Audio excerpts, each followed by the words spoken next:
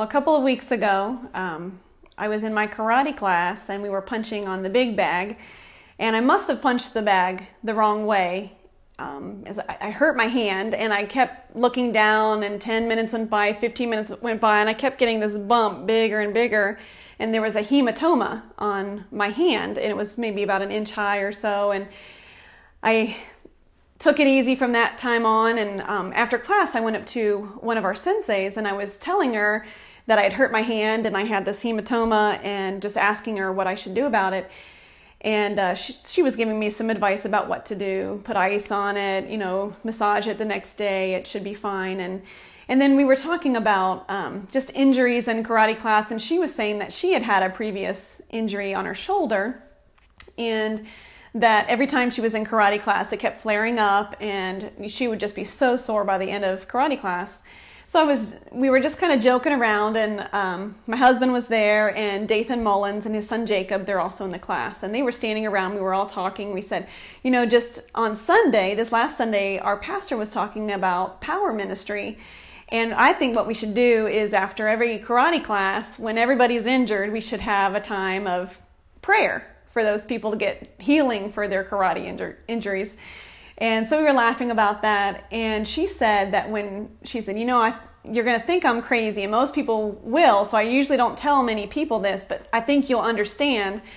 And she told me this story about when she was 5 years old. She was at a praise and worship service, and she was raising her hands and just worshiping, and it was at the end of the service, and she noticed that there were just pools of oil forming in her hands, and it just started dripping off her hands and down her arms.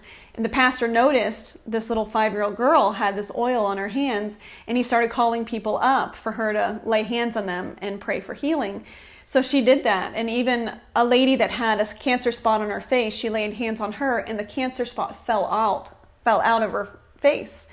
And they just lined up, the people just lined up, and she was praying for them. And as she was telling us this, we were all just standing in amazement and thinking, wow, this is really increasing our faith. I really do think we should pray for healing for your shoulder and for my hand.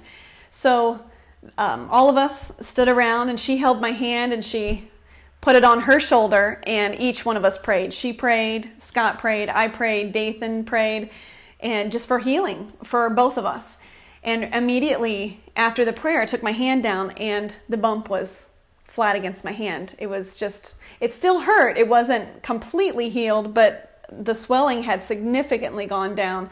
And she had told me then, the next time I saw her, which was 2 days later, that for 2 days, she didn't have to take any pain medication for her shoulder. So it was just such a time of encouragement that when we prayed for each other, we saw immediate results. And it was an encouragement for both of us that in those times where it might feel a little strange to pray for healing, that God does move. He does want to bring His kingdom in the now, to bring us encouragement, to show His power. And it encouraged us both. So that now every time after karate class, we usually stay after about a half an hour and talk about all the wonderful things that God's been doing in our lives, and how God's been moving in power in our lives.